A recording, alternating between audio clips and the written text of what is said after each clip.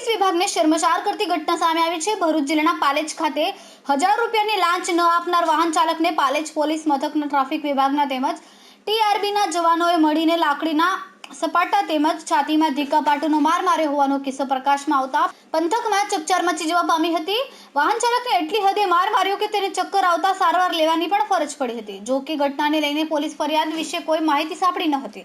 બનાવ અંગે પ્રાપ્ત માહિતી અનુસાર મૂળ દાહોદના અને હાલ આમોદ તાલુકાના તણછા ગામે રહેતા મેહુલભાઈ મકવાણા જેઓ તેઓની ભાભીને લેવા માટે ભરૂચ જિલ્લાના પાલેજ ખાતે ગાડી લઈને ગયા હતા। જ્યાં તેઓ જે બસમાં તેઓની ભાભી આવવાના હતા તે બસની રાહ જોઈ રહ્યા હતા। તેવામાં પાલેજ પોલીસ મથકના ટીઆરબી જવાન સહિત અન્ય એક ખાખીદારી પોલીસ જવાન તેઓ આવ્યા હતા અને તેઓ પાસે ગાડીના કાગળો માંગ્યા હતા। ચાલક પાસે કાગળો હાજર ન હોય અને તેમણે જણાવ્યું કે મારા પાસે કાગળો હાજર નથી, હું કાલે બતાવી જઈશ તેમ જણાવતા હાજર પોલીસ જવાનોએ ચાલક પાસે 1000 રૂપિયાની માંગણી કરી હતી। ચાલક પાસે 1000 રૂપિયા પણ ન હોય, જેથી હાજર પોલીસ જવાનોએ ગાડી જમા લેવાનું જણાવીને કેબિનમાં લઈ જઈને ભોગ બનનારને પકડી રાખી લાકડીના સપાટા માર્યા હતા। તદુપરાંત છાતીના ભાગે પણ ધીકા પાટુનો માર માર્યો હોવાનો આક્ષેપ કરાયો હતો।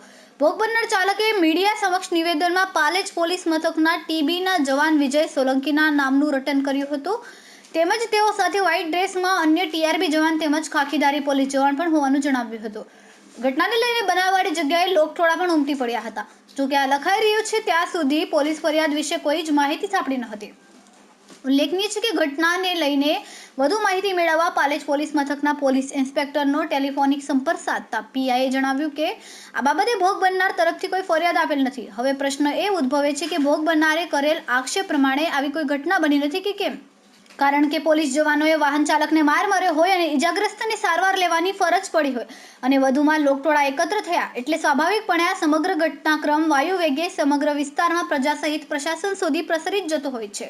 તો ચોક્કસ અહીં સવાલો ઊભો થાય છે કે બનાવને લઈને કોઈ પોલીસ ફરિયાદ કેમ નહીં। નવાઈની વાત છે કે આ ઘટનાને લઈને પોલીસ તરફથી કોઈ જ કાર્યવાહી કરવામાં નહીં આવતા અનેક તર્ક વિતર્ક આકાર લઈ રહ્યા છે। ઉપરોક્ત ઘટનાને લઈને કોઈ પુષ્ટિ કરી રહ્યા નથી, પરંતુ પાલેજ પોલીસ મથકના પોલીસ ઇન્સ્પેક્ટરનાઓએ ઘટના અંગે ગંભીરતા દાખવી યોગ્ય તપાસ કરવી જોઈએ અને જો આવી કોઈ ઘટના ઘટી હોય તો વાહન ચાલકને માર મારવામાં આવ્યો હોય તો એ બાબતે જે તે પોલીસ કર્મચારીઓ વિરુદ્ધ દાખલા રૂપે કાર્યવાહી કરવી જોઈએ, જેથી જાહેર જનતામાં પોલીસ પ્રત્યેનો વિશ્વાસ કાયમ રહે તે માટે તપાસ કરીને જરૂરી પગલાં લેવા અત્યંત જરૂરી જણાયું છે। રિપોર્ટર અવી સૈયદ, તહેલકા ન્યૂઝ, પાલેજ। નામ છે તારું? મેહુલ મકવાણા। ક્યાંથી આવતા હતા? હું તો અમદથી આવતો હતો હા, મારી ભાભીને તેડવામાં। અચ્છા, ક્યાં આવતા હતા? અહીંયા આપણે પાલેજ। પાલેજ। એટલે શું થયું તું વિગતોમાં? તો અહીંયા આપણે પાલેજ આવ્યા તો એક ટ્રાફિક પોલીસ વાળો હતો અને એક આપણે ઓલો ખાતીવાડી વાળો હતો। એટલે શું કામ રોક્યા તમને? એ રોક્યો મને, અહીં ગાડી ઊભી રાખી કીધું એટલે મેં ઊભી રાખી।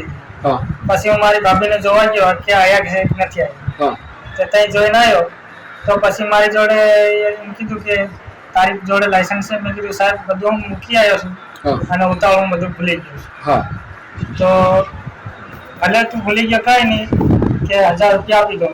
બરાબર। તો મેં કીધું મારી જોડે 1000 રૂપિયા નથી અને હું 300 રૂપિયાની મજૂરી કરું છું। બરાબર છે। તો એમ કે પછી મેં કીધું ગાડી મૂકી દઉં, મેં કીધું પોલીસ સ્ટેશનમાં આપણે મૂકવા જઈએ સારું, તો અહીં નથી જવું તો અહીં સારું કે ઓલા આપણે પેલું કેબિન છે ને એમાં લઈ જઈને બહુ માર્યો તમે તો પકડી રાખેલો? આપણે ઓલા ટ્રાફિક પોલીસ નથી ધોળા કપડા ધોળા કપડા વાળા ને ટીઆરબી જવાન હશે? હા હા હા। શું નામ હતું? એનું નામ વિજય સોલંકી। અચ્છા અચ્છા, સારું। વધારે વાગ્યું છે ને? ના, લાકડીયા બહુ મારે ને અહીંયા મારે। હા, છાતીમાં ટીક્કા માર્યા હતા ને? છાતીમાં ઓલા આપણે ટ્રાફિક પોલીસ ધોળા કપડા પહેરે વિજય હા સોલંકી હા, અહીંયા ગુપ્પા માર્યા છે અને બીજા આપણે અહીં માર્યા છે। બરાબર છે। ઓકે।